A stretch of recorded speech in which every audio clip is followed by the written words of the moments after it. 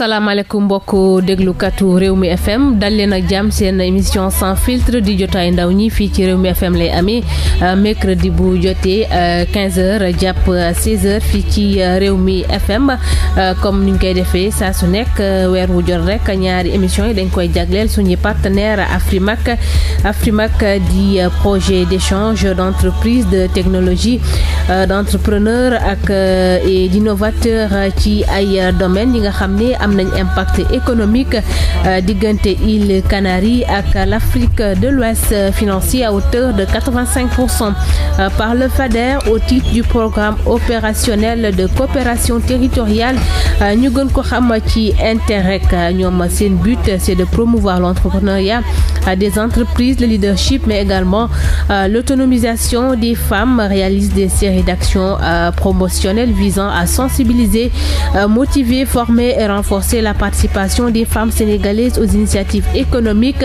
et entrepreneuriales ndax comme ni ma koy faral di waxee ñoom jàpp nañ ni les femmes peuvent changer le monde, impacter de façon positivement. Donc suñu thème importance des groupements de femmes ak leadership féminin loolee tax ñu dalal femme boo xam ne moom ab kuréel yore mi ngi tudd Maggy Ndawi Tey Maggy suba mi ngi tudd Yacine Diop moo jiite boobule kuréel Yacine ñi am mbégte kontaante dalal la fii ci plateau sans filtre ma bàyyi la nga nuyoonteeg mbokk auditeurs yi nga xam ne ñoo lay déglu. asalaamaaleykum wa rahmatulahi waa Rewmi FM maa ngi leen di nuyu di leen ziyaare di nuyu diaspora bi di nuyu waa Sénégal ñëpp di jaajëfal waa Rewmi FM ci invitation bi ñu ma invité tey di am contentement bu baax. D'accord merci beaucoup yow yaa jiite Ndawi Tey Maggy ëllëg. ndax mën nga ñëw ci concept bi. waaw man maa jiite Ndawi Tey Maggy suba. ndax Ndawi Tey ñooy Maggy suba. te ndaw moom dafa am njariñ dafa am njariñ ci dooleem ak ci xelam ak xalaatam. waaw lu waral ngeen jël tur boobu Ndawi Tey Maggy suba. waaw parce que comme ñun ay ndaw lañ ñu moo tax ñu naan Ndawi Tey Maggy suba. te ay jigéen kese ñoo te ay jigéen kese waaw. lan moo tax ngeen taxawal groupement bi. pour liggéey. xam nga ñun jigéen femme développement. kër yi moom il faut nga jàpp ci. loolu moo waral ñu def suñu GIE. tuddee ko Ndawi Tey Maggy suba. waaw. yan façon jigéen ñoo bokk ci groupement bi ndax dañoo am seeni diplôme amuñu liggéey. wala dañoo am formation ba pare boo xam ne amuñu liggéey. yan jigéen ñoo nekk ci kuréel gi ak si ñaata lañ toll. jigéen ñi à peu près ñi ngi toll ci ñaar fukki jigéen ak juróom. waaye xam nga jigéen moom doone liggéeyoo dara.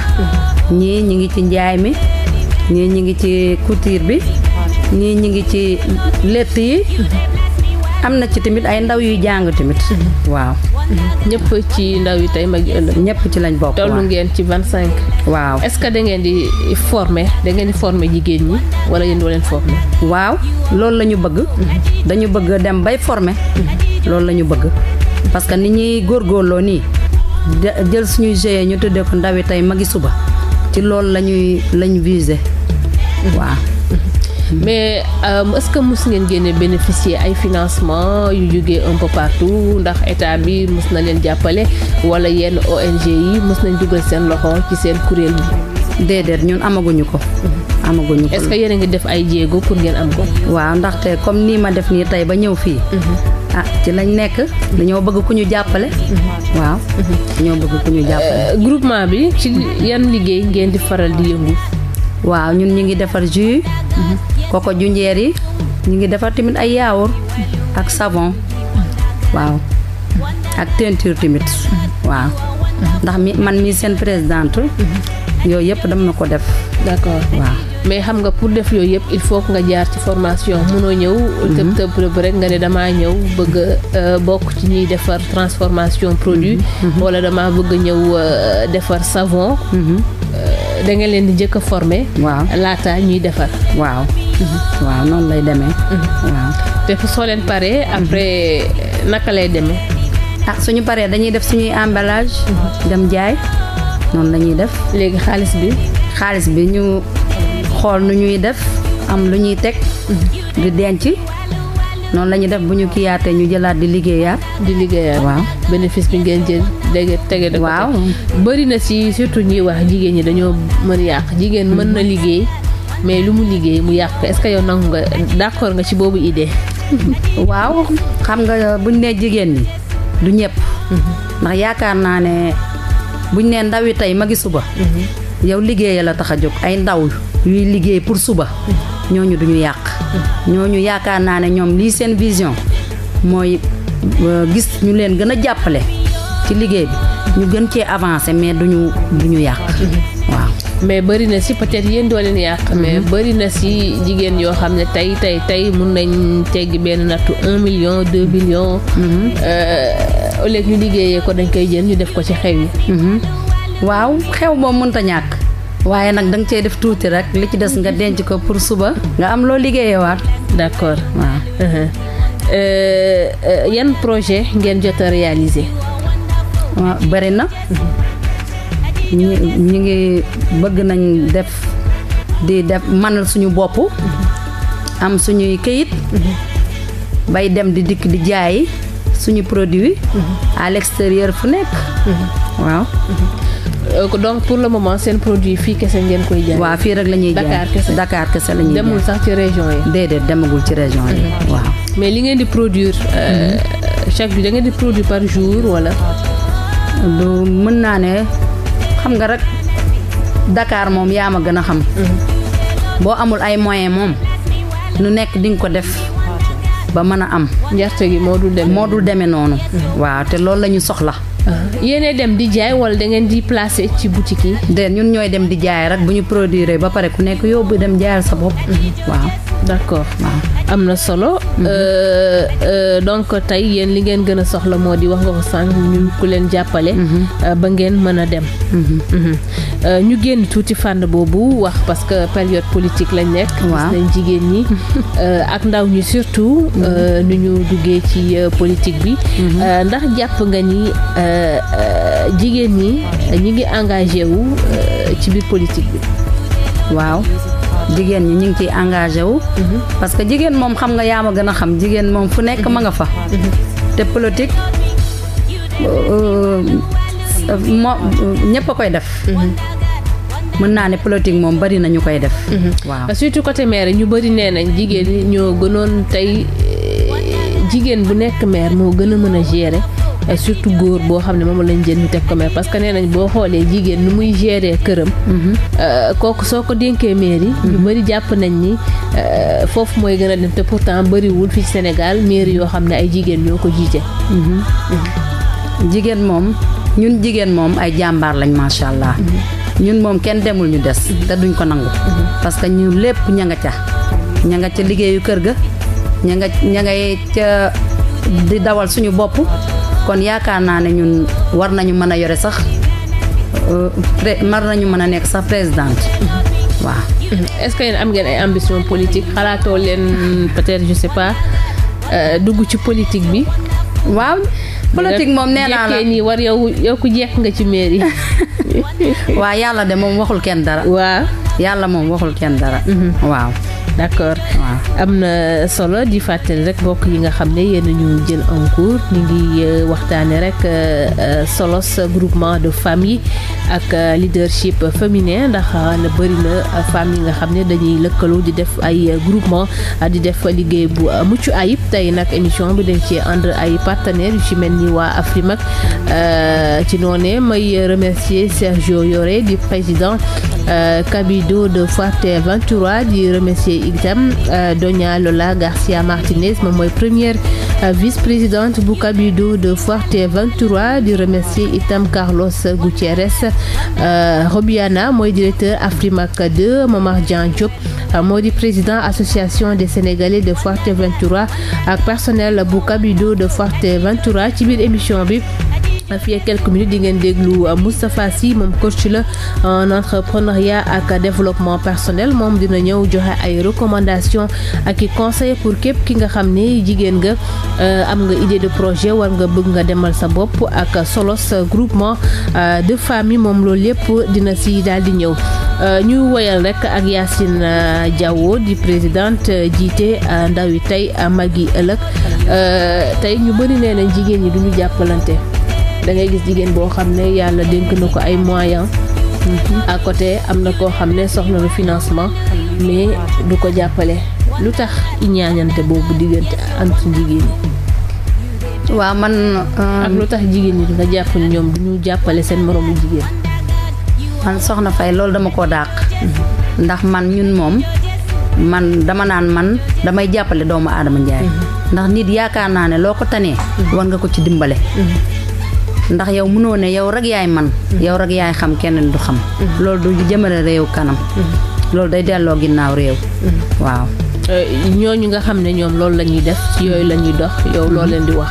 ñoo xam mën nañu mën nañ war nañ mën a financer doomu aadama. waaye duñ ko def nekk nañ jigéen seen morom mi ngi nekk dans le besoin ñu war ko mën a jàppale waaye duñ ko def. waaw ñooñu moom xam nga rek danga leen di ñaanal rek. yàlla baaxee leen ba ñuy jàppale ay doomu aadama njaay. ndax nit ki moom xolam ak jikkoom. pour nga dindi ko ci day xaw a jafe. kon danga leen koy ñaanal rek. ba yàlla baaxee leen ñuy mën di dimbale doomu aadama njaay ndax dimbale doomu aadama njaay dafa am solo. ndax loolu moo waral tey jii suñu teewaay bi fii tey. ba ñu toog fii di wax suñuy bëgg-bëgg. yéen seen kuréel bi ndaw yi tey magi ëllëg kañ ngeen ko samp ndax yàgg na. waaw yàgg na yàggul. bu ñu ko sampee ak léegi matagul sax presque xanaa ay 1 an rek wala. matu ko. waaw. yan jafe-jafe ngeen doon jànkonteel ba ngeen ko sampee ak léegi parce que 1 an ba léegi yàgg na yàggul. waaw parce que boo defaree sa produit pour nga jaay yaa ngi doog a commencé. pour nit ñi xam la ba nga jaay dafa difficile. metti na trop. da ngay dugg ci marché bi. di wax ak nit ñi di waxtaan ak ñoom di leen expliquer. loolu moo waral ñu bëgg ku ñu jàppale. ba nga xamante ne dinañ am ay moyens say produit nga mën a def say emballage yu baax. di mën di jaay fu nekk. waaw te emballage yooyu dañu cee war a jàppale bu baax. d'accord waaw kon jafe-jafe bi mooy écoulement. marchandise bi. waaw yéen laata ngeen di tàmbali projet bi. yéen a si dugal seen xaalis boobu. waaw parce que ñun dañoo xam nga liñ naan ñu yàlla boole rek ñu xool ñu créer suñu GIE. waaw noonu nag lañu. ngeen autofinancer seen bopp. waaw demal seen bopp. waaw. seen chiffre d'affaires. at ci at bi est-ce que xayma ngeen ko pour xam. ñaata ngeen jot a dugal ba ngeen di tàmbali ak xool est-ce que génn ngeen ci après. déedéet loolu moom mënuma ci kii parce que trésorier yeeg ak kii bi.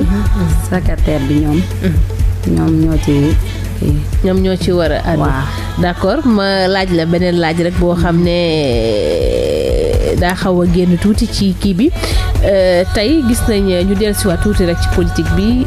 pour indi jàmm ji ci biir politique bi gis nañ violence yi sànq ci politique bi ni mu bëree. lan nga jàpp ni femme yi ban taxawaay lañ ci war a am pour violence bi wàññeeku.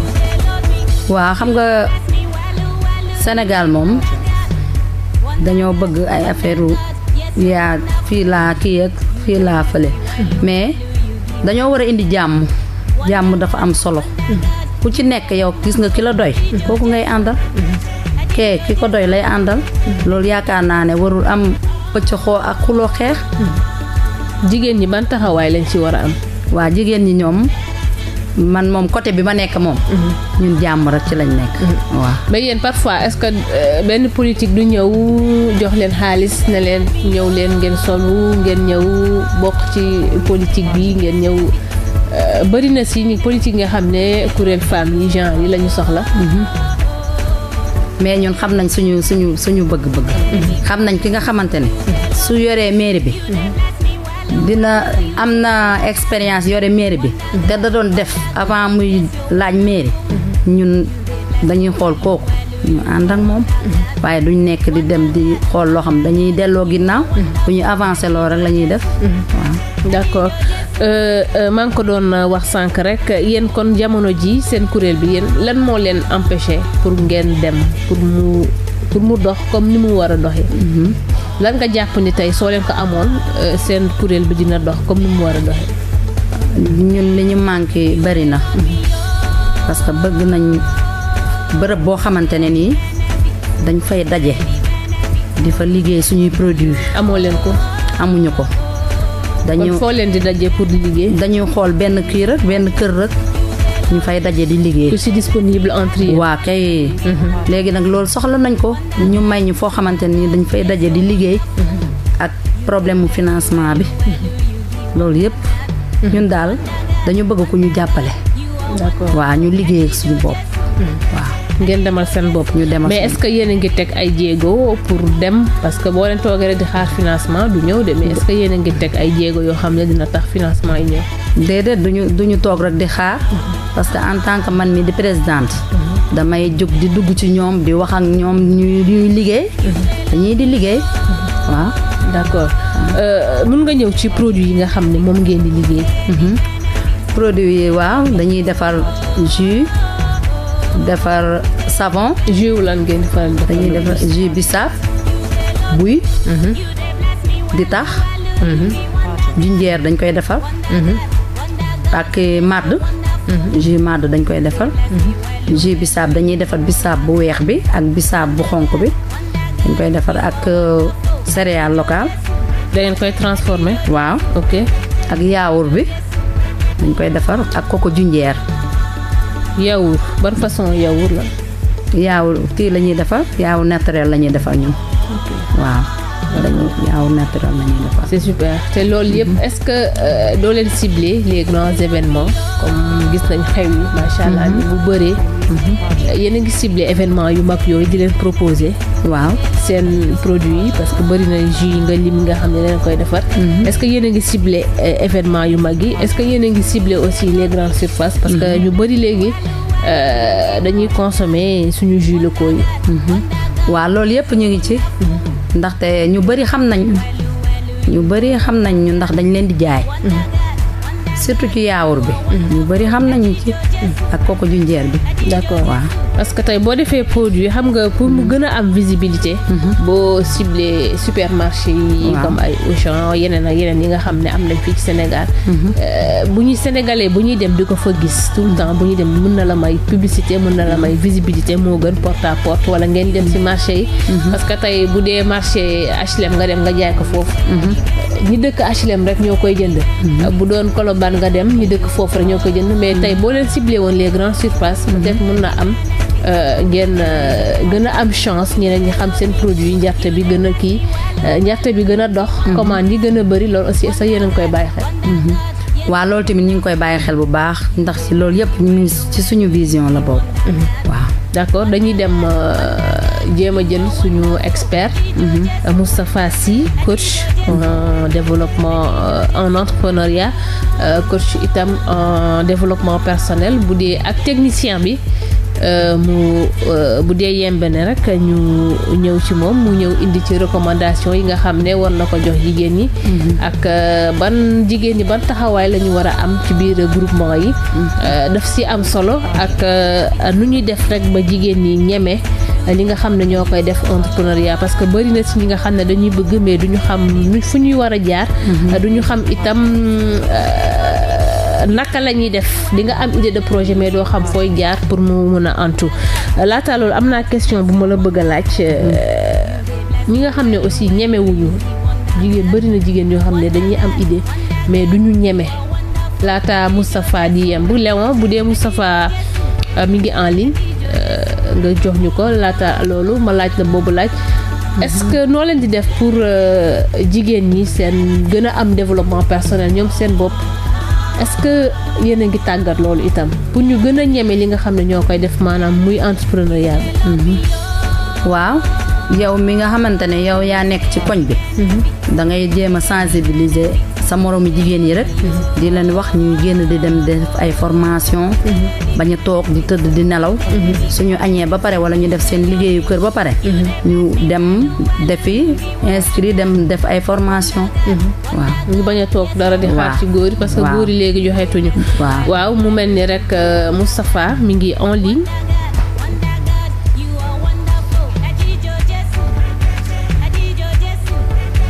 Allô? Allô? Oui, allô. Allô, oui, coach? Oui, Sylvie. Coach, ça va? Ñu ngi lay nuyu bu baax. maa ngi lay fay Sylvie. waaw ñu lay dalal ci émission sans filtre. waaw yow may fàttali coach nga en entrepreneuriat ak développement personnel noonu la bari na titre yi nga xam ne yaa ngi ko am. waaw tey coach ñuy waxtaane rek solos groupement de famille ak leadership féminin loolu ci mën a wax ci groupement de famille coach laataa nga ñëw ci recommandation yi. Sylvie dafa mel ni déggante bi dafa am problème bu ndaw rek est-ce que doo xaw a yëkkati tuuti sa baat wala da nga ndékkeegul. ndékki naa bu baax a baax maa ngi lay dégg bu baax a baax yow yaa ma dégg. waaw bisimilah léegi maa ngi lay déglu. waaw may wax rek mbokk yi nga xam ne ñoo ñuy déglu Moustapha Sy coach la di yëngu ci entrepreneuriat ak développement personnel. tey ñuy waxtaanee rek solos groupement de femmes yi nga xam ne dañuy yëngu am benn kuréel di ci liggéey bu mucc ayib ak li nga xam ne moo di leadership féminin loo ñu mun a wax rek ci groupement de femmes yooyu nga xam ne jamono ji bari na fi coach. jërëjëf Sylvie comme ni nga ko waxee yàlla dogal ñu tudd Serigne Mouhamadou Moustapha Sy. waaw di coach ci wàllu entrepreneuriat développement personnel leadership communication ak yeneen. waaye tey dañuy ñëw rek ci wàllu domaine entrepreneuriat. rawatina ñi nga xamante ne ñooy groupement de femmes ndax yàlla dogal na ñu nekk coach ci wàllu gestion administrative et financière. et quand on parle de gestion administrative dañuy wax lépp loo xamante ne rek ab kuréel la moo xam association la moo xam OCB maanaam organisation des comités de base. boobaa nag dañ ciy lim ñi nga xamante ne ñooy AIC yi noonee it lañ ci lim ñi nga xamante ne ñooy groupement de femmes yi. et que tey ñu gis ci Sénégal. mu bokk ci réew yi nga xamante ne biir Afrique. bëri na lu ay kuréel di dajaloo mu bokk ci ñii di doon ay jigéen. ñoo xamante ne seen i at day làkk fanweer jëm kaw. waaye noonu it la ñuy gis ñoo xamante ne ay ndaw la ñuy doon nekk ay jeunes. seen at bokk ci li nga xamante ne mooy fanweer wàcc ba ci fukki at ak juróom dajaloo ci ay kuréel yi ñuy wax association. alors de nos jours ñu def remarque que ne bëri na ay groupement de femmes yoo xamante ne am nañ. waaye li ci ëpp solo mooy lañ doon yëg keroog. ak lu yàgg tey jamono ji ñu toll ci Sénégal bokkatul parce que gis nañ ne jigéen ñi déjà xam nañ seen bopp. gëm nañ seen bopp yëg nañ seen bopp waaye xam nañ it lan la ñu woon a jariñ li nga xamante ne mooy askan bi. moo tax noonee moo tax tey xaaratuñu kenn ci lenn. xam nga bu njëkk ba maanaam groupement de femmes boo musaan a gis. politique daf ko lëmbee woon ba dañ doon xaar ban financement mooy ñëw. ban subvention mooy ñëw pour que ñoom ñu mun a def li nga xamante ne mooy seen liggéey. effectivement mais tey ñoom ñoo muus ba ñoom ñooy dem ci appel d'offres yi ñoom ñoo muus ba ñoom ñooy dem am seen idée de projet ñoom ñoo muus ba ñoom ñooy dem wuti ji li nga xamante ne mooy ko pour mun a sukkali li nga xamante ne mooy seen am-am. et je vous dis man mi nga xamante ne tey liggéey naa ci ay kuréel yoo xamante ne yu mel ni Union africaine noonee comme plan international.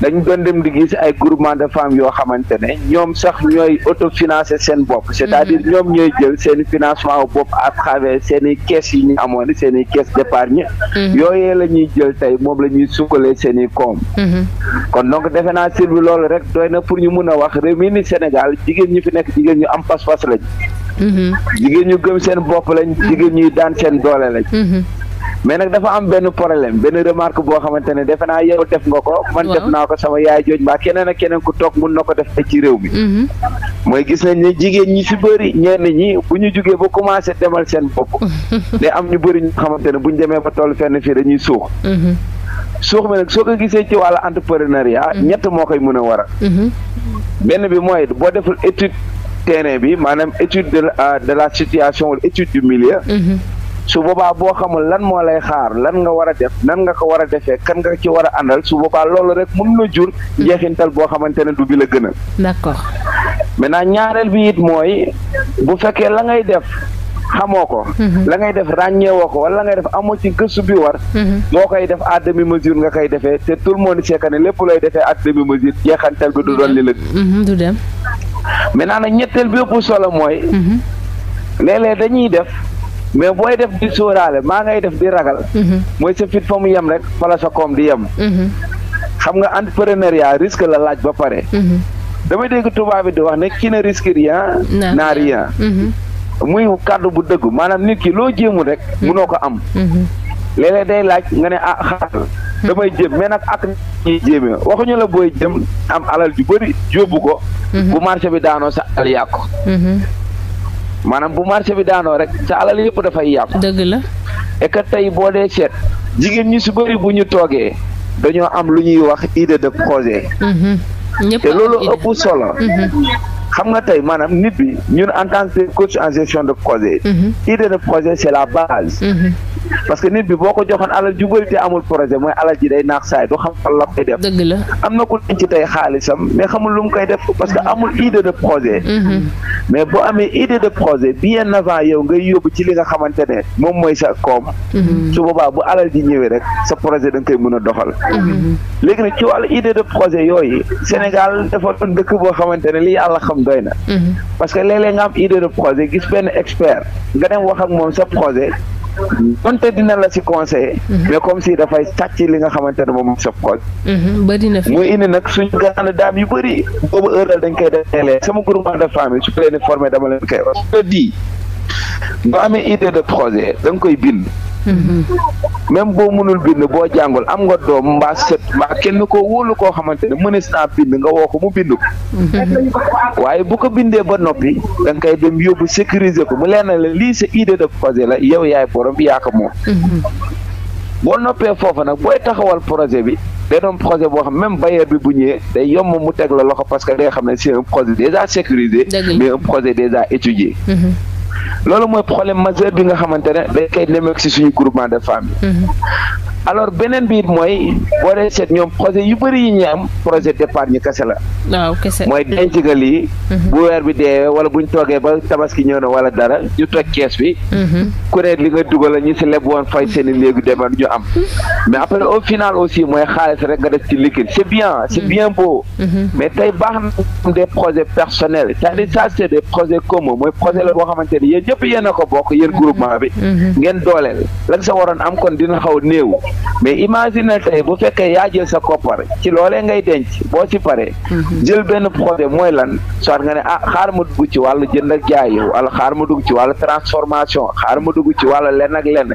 mais loolee it boo koy dugg conseil bi may njëkk a joxe si bi mooy demal nga xool un expert dans le domaine xoolal koo xamante ne xam màcc mu leer na la leer yàlla kii mbir mi la ku mën mbir mi la ku yëg mbir mi la waaye ku doon ko ak ñi nekk ci mbir mi la ba moom sax bu demee ëttal dina la mun a wax ci kan ngay dem ana fan ngay teg say tànk ak ñen ñoo yor njeexantal bi rafet dëgg la kon donc loolee dafay baax maanaam gëstu te nag loolu mooy suñu problème yaay yu bëri mooy soit du ñu gëstu te boo dul gëstu rek boo dalee ci kenn koo xamante ne sax xëy na xam nga réew mi yàqu xam nga li tax ma ne la réew mi yàqu tey par exemple ñun ñi am diplôme def nañ ba tolloog danga ak ko amul diplôme ndax tey bu doon dañuy xool fa ñuy waxee xam nga wax dafa jooy ñu ne ko loo jooy ma ne kama wax moo waru woon wax wala fañ lañ ma waru woon waxee wala amaana nañ ma waxee lañ ma waru woon waxee cela veut dire xam nga bu fekkee da ngay def dara te ka nga koy defal àndoog moom dafa mel ne da nga koy contre suba moo ne tout ce qu'on fait pour moi sans moi et contre moi tey waaye xam nga dafa bëri ñu naan la bon émancipation am na jigéen ñi dañ leen di wax dans ñu am accès dans les instances de prise de décision jox nañ leen cër bi ñu moom parti politique yëpp boo dee seetee dañ lay wax ne les groupements de femmes en avant jigéen ñi la ñuy dooleel jamono ji ñu toll nag muy surtout les élections locales li ngeen gis façon ku bëgg réew ku ne ku bëgg a yor commune bu ne dina ñëw da ngay jaral mu fekk la sa kees mu toog dugal ci ab 200,000 ma 300,000. kookee moo lay neexee benn.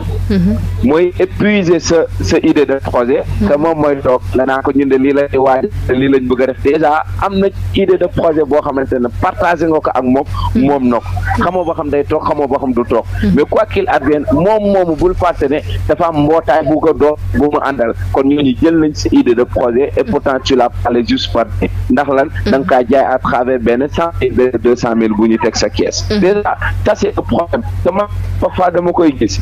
lay gis ne bu benn élu locaux ñëwee. accéder ci benn structure de base bu ñëwee toog di waxtaan ak ñoom prip da ngay sentir que ne ñi da ngay sentir que ñoom ñu ngi commencé jël seen idée de projet di leen ko jox. déjà kon mu nekk benn problème boo xamante ne suñu yaay yi lu ñu war a éviter. mais beneen bi mooy il faut que ñuy jël ay risques mais trop de risques. parce que trop de risques final dafa la décourager lool. à force de prendre beaucoup lay indi ne di nga dem ba benn moment. yow sax jaay sentir que ne li nga doon def xëy na amaana ana njeexantal ba ngay laaj wala où sont les résultats. Alors que dans un projet tout le monde sait que ne à travers l'objectif général dafay am lu ñuy wax objectif spécifique. mais ci biir objectif spécifique boobu nag ci la say activité di am noonee ngay xaale ay résultats. ma développe. maanaam boo déggee ñu lay wax objectif général mooy ana lan nga nar lan mooy sa idée de projet en tant que tel. ci lan nga bëgg a yëngu ci lan nga bëgg a dem mais loolee yëngu nag dinaa may objectif spécifique maanaam yan porox ndoll laa mën a jaar porox ndoll yooyu nag su ma ko jaaree ana amaana fan la mu mën a yóbbu bu loolu weesoo nag da ngay teg li nga xamante ne moom la ñuy wax activité maanaam sama objectif yi su ma ko bëggee am yan objectif laay laal fan ak fan laay dugg ko laalee moo xool lan mooy jeexantal yooyu la ñuy wax résultat et à travers les résultats nag la ñu mën a xam ba xam bii projet la bu ñu war a defaat projet la bu ñu war a sukkaliwaat la projet la boo xamante ne mënees nañ kaa dooleel ba bailleur bi bu ñëwee buñ ko wanee site bi defe naa mu gis ko incha allah. am na solo coach mu mel ni rek daa mel ni tontu nga daal ci recommandation yi ñoom seen kuréel gaa ngi tudd ndawi tey magi suba daanaka ñoom ñoo autofinancé seen bopp mais lan nga leen di conseiller noo leen di orienté pour seen projet bi gën a mën a dem. alors ndawi tey magi suba déjà cette expression rek tur boobu rek buñ ko doonee gëm-gëm bu nekkee si ñoom cela veut dire que ne c'est des personnes yu am vision. parce que tey ndaw tey bien sûr ñoom ñooy doon magum suba. mais ñooñee tey la ñu soxla xam nga boo fekkee muy réew muy islam muy yàlla mi nga xamante ne mooy suñu borom subhanahu wa taala buy soxla jàmm bi daf koy soxla ci fi mu toll ci dooleem fi nga xamante ne mënal na boppam. et que tey li ñuy xaar ci ab ndaw ci réew mu mel ne Sénégal plus de 75% nekk ay ndaw.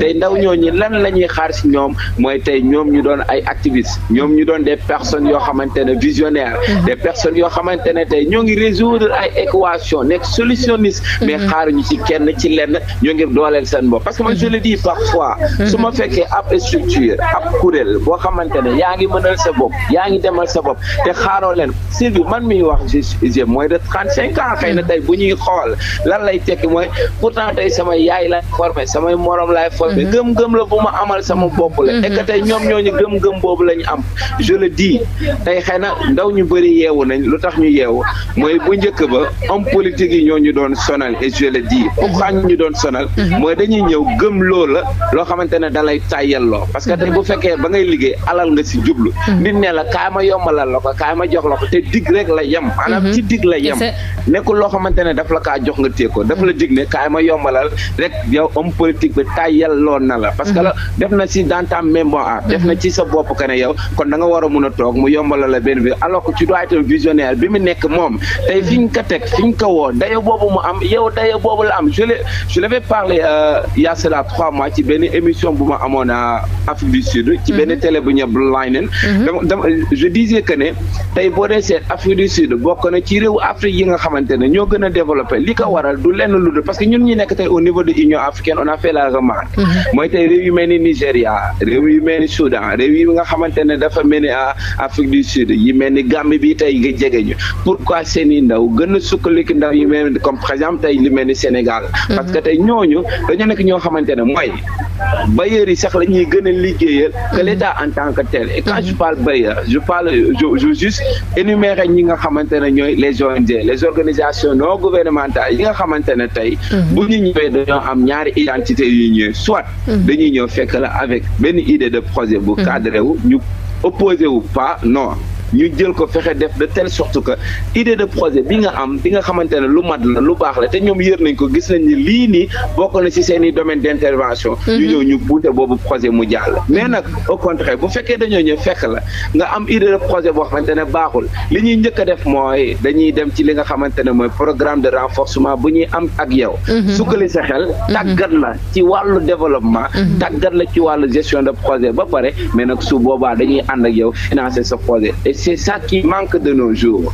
mooy ñi ñu am ñi ñu yor nee naa la ay intérêt personnel buñ koy défendre yow mi nga xamante ne yaay activiste il faut nga muus. tey jeunes yooyu toog jeunes yooyu nga xamante ne ay visionnaires lañ jeunes yooyu nga xamante ne tey xëy na ndawu tey lañ mais magu ëllëg comme on le dit. tey nit lañ ñoo xamante ne bis ni ki tey nañ jàpp ne Sénégal dañ leen a yaakaar. nañ jàpp ne Sénégal dañ leen a bàyyi xel. nañ jàpp ne ñoom ci boppam mënees nañoo defar réew mi ñoo xam nag ku si nekk yaa xam nan ngay tojee sa bopp yeneen. gis nga ku ne bu ñu joxante woon rendez-vous tey ci biir rajo Rewmi FM. ku ne bokkul kër bi ngay jóge mais defe naa ñun ñëpp ñooy daje foofu. quand on se donne rendez-vous au sommet yaa xam ban yoon ngay jaar yaa xam noo fay jaaree yaa xam noo fay doxee mais fexe def de telle sorte que booy ñëw nga ñëw ak parcours bu rafet waaye booy ñëw nga ñëw sans infraction booy ñëw nga ñëw bu rafet boo xamante ne dinañ xam ne da ngaa séminer. dinañ xam ne yow ba dimb taxawee kenn amuloon ku jàppale réew mi yow bokkoon nga si ñi nga xamante ñooy xeex donc en somme c'est tout ce que je vais à leur dire et leur motiver leur encourager et leur dire que ne ñun xëy na tey li ñu soxla ci Sénégal peut-être am na ñenn ñoo xamante ne am nañ chance ñun subir li nga xamante ne mooy suñu formation bénéficier wu mais par contre y en a d'autres yu ko amul mais yàlla moo leen may donc tey jeunes yooyu dañ leen di ñaanal dañ leen di dooleel dañ leen di kattanal et on leur dit tous nos encouragements ñu ngi dugg na ci lenn loo xamante ne quand on parle de projet dina am ku la déstabiliser. quand on parle de projet dina am ku la wax mooy yow li nga la mooy yéen xamoo leen seen bopp quand on parle de projet dina parce que sénégalais la yàlla bindee noonu mooy bu mënul dem bu la gisee ngay dem da lay yaakaar ne yow mi te mu ne la xamoo sa bopp. Sénégal moom mel ne soit nga dem. voilà en fait daf lay décourager loo. et que je le dis tey on est à la radio on est témoin de pas mal de personnes. am na ñu bëri tey ñu perte seen projet li tax ñu perte ko mooy dañoo ñàkk gëm-gëm. et man je le dis à mes étudiants man je m'en tape sur tout ce que les gens disent. j'ai la confiance en moi damaa gëm sama bopp. fu ma nekk damay yaakaar ne sax maay mën c'est-à-dire loolu gëm-gëm la bu doomu aadama war a mën a am. c'est pas de l'humilité on le fait à côté mais buñ duggee ci projet. dis-toi que ne yaa ko sumb yow yaa koy daan. yow yaay fexe def de telle sorte que li nga xamante ne moom nga dugg. li nga xamante ne ginnaaw bi nga defee étude ginnaaw bi nga xoolee li nga xamante ne mooy parce que y a une chose boo xamante ne il faut que ñoom ñu bàyyi ko xel quand on parle de projet y a ce qu'on appelle deux étapes yu am solo yu nit ñu dul bàyyi xel. mooy mobilisation des ressources ak suivi évaluation d'un projet. projet da ngay dem tous les ressources que ça soit humain financier lépp lu mu soxla lépp lu mu laaj nga étudier ko nga xool fan nga mën a dem ba am ko mais boo ko amee nag ba pare boo bañee boobee projet naax saa yi da ngay def lu ñuy wax suivi et évaluation d'un projet. suivi évaluation d'un projet nag étape yëpp ci projet bi la du début jusqu'à la fin Sylvie. D'accord, merci coach pour ces recommandations conseils. Une dernière question coach femmes yi bëri na ñoo xam ne ay groupement lañ nekk ku ne xam na période élection lañ nekk mais tey booy gis ñuy meeting ay femmes rek ngay gis ñu solal leen ay yére toogal leen pour di tàccu pour assister juste pour feesal chaise yi ban moo nga leen di wax pour loolu mën a war a mën a jeex fi Sénégal. waaw xam nga moo bi may wax suñu femmes yooyu nga xamante ne c'est ay nit di politique ñoom ñoo leen di solal yére ñoom ñooy toog ñoom ñooy def leneen di leen fay ay 2000 5000. absolument et que dinaa la wax leen depuis 1960 ba jusqu'à maintenant loolu mooy am xam nga tey maanaam ni jeunes yi commencé comprendre certaines choses noonu la suñu yaay yi waree comprendre ñoom itam certaines choses mooy dañoo war a changer xar kanamu politique politique nekkul ñu jox la benn xartum nekkul ñu jiital la ngay tàccoo ko fecc parce que tey boo dee seet loola fees assemblée tey assemblée tàccoo fecc moo fa am pourquoi parce que ñi ñi tànn wuñ leen ci xam-xam ñi ñi tànn wuñ leen ci bopp ñi ñi tànn man tey dama lay wax c'est une très grande déception en tant que quelqu'un qui réside sur l'Union africaine bi may liggéeyee. su ma demee ci yenn kuréelu Afrique yi soo demee dans leurs assemblées dans leurs instances de prise de décision. boo fa fekkee sax femme da nga fa fekk femme boo xamante ne non dévouée. femme battante femme boo xamante ne elle ose dire les choses. femme boo xamante ne la muy wax dafa gëm noonu lay doxee. il faut que suñu yaay yi ñu xam leen mooy xartum bañ leen di jox. bu ñu ubbee seen bataan xam ne fekk nañ fa lu fa ëpp. la ñuy sol la ñuy sañse te politicien bi jox ko moo gën a riche foofu lañ leen fay jox. bu fekkee benn 5000 francs benn 10 000 francs ñàkk ñu benn doom wala suñu baay joo xamante ne ju baax ju ko yërëm. yoo xamante ne moo ngi liggéey di ko indi kon ana lan la ko jox rek loo xamante ne am ko biir këram. problème bi nekkatul ma topp la pour nga jox ma. problème bi nekk mais dama lay topp pour nga changer réew mi dama lay topp pour nga changer Sénégal xoolatuma lan laa fay am mais naa la jàppale ba nga yegg boo yeggee nag mu leer na ma leer yàlla yow parce que tey ñaata suñu yaay la ñu nax ci joxo pour moom laay wax léeg-léeg dañ lay jox 5000 pour 5 ans yoo war a souffrir. on benn 5000 francs mais 5 ans ngay toog di ko souffrir. parce que tey xëy na ba waa ji di campagne dig na la lu ne. après doo am sax accès si waa ji. je le dis nos politiciens c'est des faux types des personnes la yoo xamante ne ñi si wax dëgg dañ leen di compter.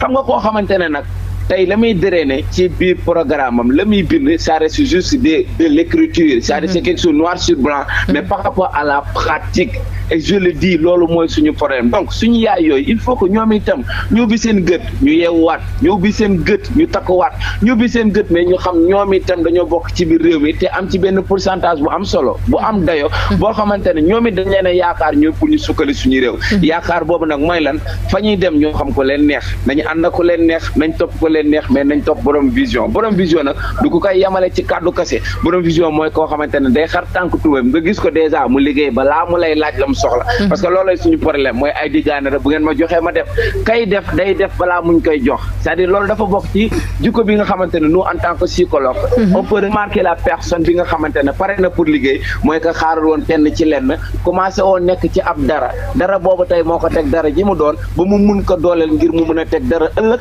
dara jooju la ñëpp di jëriñoo ñëpp am dara ja ma am kon donc je le dis encore une fois nañu góorgóor na suñu yaay gën a ubbi seen i gët groupement de famille c'est bien c'est quelque chose de très bien man je les apprécie parce que des personnes de haute facture ñoo fay daje mais lii laay war a suuli loolu ñu nekk déjà daan doole la man je préfère ñoom ñu des foofu par la transformation liggéeyal seen bopp jaal seen bopp que ñu topp benn homme politique boo xamante ne xëy na nax saay rek lay doon et je ne le dis pas que nag bu ñu politique c'est bien on le fait avec la manière c'est-à-dire on le fait pourquoi pour changer le comportement des Sénégalais changer le comportement des citoyens c'est ça la politique faire de telle sorte que gouverner la cité essayer xool les comportements yi nga xamante ne ñoo néfaste ñoo péjoratif ñu fexe def de telle sorte que ñu positif donc nag suñu yaay yi yeewu ñu bañ a jiital benn 5000 francs pour 5 ans mais ñu fexe xool naka ñoom itam nañuy imposer sax ba ñu nekk tey des conseillères naka la ñuy def ba ñoom ñu mun leen accéder dans les instances de prise de décision foofu ñuy toog di fa nas di fa noccee table boobu ñoom itam ñu mun faa toog pour fëggal seen i mborom jigéen salaamaaleykum wa rahmatullah. Merci beaucoup coach merci. Ça a été un plaisir, merci beaucoup. Merci voilà ñu koy gërëm bu baax a baax pour conseil yi nga xam ne moom la joxe waaye itam orientation yi ak recommandation yi moom Moustapha Sy may fàttali coach la en entrepreneuriat ak développement personnel xelam màcc loola ci fànn boobu di ko gërëm bu baax ci conseil yi nga xam ne jox na ko ndaw ñi Yacine ban appréciation nga am ci conseil yi nga xam ne coach Moustapha joxe na ko léegi laal na ponk yu bëri. waaw Moustapha moom. dañ koy jaajëfal rek macha allah. li mu wax lépp am na solo. te daf ñuy gën a yeewaat. gën ñoo dolli. parce que laal na porte yu bëri macha allah. waaw kontaan nañ lool macha allah ci. li mu wax lépp. kontaan nañ. am na solo wax na ci risque yi nga xam ne soo bëggut soo bañ a limité wu il faut nga jël ay risques di ngeen bàyyi xel ci risques yi est-ce que yéen di ngeen di faral di jël ay risques sax non ñun nag duñ jël ay risques parce que nit ki comme ni mu ko waxee balaa ngay dugg ci dara dangay xool ci li ngay dugg naka la lay fan la jëmee waaw du ñu tëb rek ñu dugg dañuy xalaat di xool. waaw yéen def ngeen loolu yëpp étude boobu muy wax étude bi nga xam ne da nga ko war a def xool askan wi lan lay soxla ak loo xam ne tey boo leen ko defee par exemple ngeen jël seen 1 million dugal ko ci dara est-ce que saytu ngeen laataa ngeen ci dugg balaa ngeen di perte parce que étude de risque itam dafa am solo. waaw yooyu yëpp ñu ngi ci. ñu ngi ciy waxtaan. di ci def ay démarches. waaw d'accord émission bi daanaka jeex na Yacine Diaw ma bàyyi la nga joxe sa mot de la fin. waaw xanaa dina leen jaajëfal rek bu baax macha allah di rafetlu bu baax émission bi. Sylvie Faye. di kontaan ci yow bu baax di kontaan ci téléspectateurs yi ñëpp. ñi doon suivre ak ñi doon bàyyi xel ci émission bi ñëpp. maa ngi leen di jaajëfal bu baax a baax. looy wax femmes yi groupement de femmes yi. waaw groupement de femmes yi moom dama leen di gën a ñaaxaar rek ñuy gën a góorgóorlu. di bàyyi xel tamit ci lii kiy wax. coach ñu bàyyi ci xel bu baax. waaw d'accord merci beaucoup donc chers auditeurs ak suñuy téléspectateurs ñu doon suivre direct bi Facebook ak suñu page YouTube Rewmi FM di leen gërëm bu baax di remercier suñuy partenaire Afrimac moo di projet d'échange d'entreprise de technologie d'entrepreneurs et d'innovateurs ci ay domaines yi nga xam ne impact économique bi daa am solo diggante îles Canaries ak Afrique de l'Ouest projet boobu nag Afrimac 2 ñu ngi ko financé à hauteur de 85% par le FEDER ci titre programme opérationnel de coopération territoriale. Son but c'est de promouvoir l'entrepreneuriat des entreprises, le leadership et l'autonomisation des femmes. Il réalise donc des séries d'actions promotionnelles visant à sensibiliser, motiver, former et renforcer la participation des femmes sénégalaises aux initiatives économiques et entrepreneuriales. Leur but donc ñoom xam nañ ni les femmes peuvent changer le monde et l'impacter de façon positive. Nos remerciements vont à l'encontre de Sergio Yoré moo di président du Cabildo de Fuerteventura, Doña Lola Garcia Martinez première vice-présidente du Cabildo de Fuerteventura, Carlos Gutiérrez Robiana directeur Afrimac 2, Momar Dian Diop président association des Sénégalais de Fuerteventura et le personnel du Cabildo de Fuerteventura di la gërëm bu baax Yacine Diop yow mi jiite kuréel ndaw yi tey magi suba yaa leen fi teewloon waxtaan wi am na solo duma fàtte gërëm Moustapha Sy coach en entrepreneuriat ak développement personnel maa ngi gërëm pépp kuy auditeur ak auditrice su Rewmi FM di gërëm Léon Paul Mendy mi féetewoon ci cabine technique bi ak Malick Faye mi nekkoon fële ca régie bi li ngeen di seetaan ci Facebook bi ak YouTube bi moom moo ko waral donc di leen gërëm baax di leen jox di daje mercredi bii di ñëw même heure même fréquence beneen thème ak beneen invité.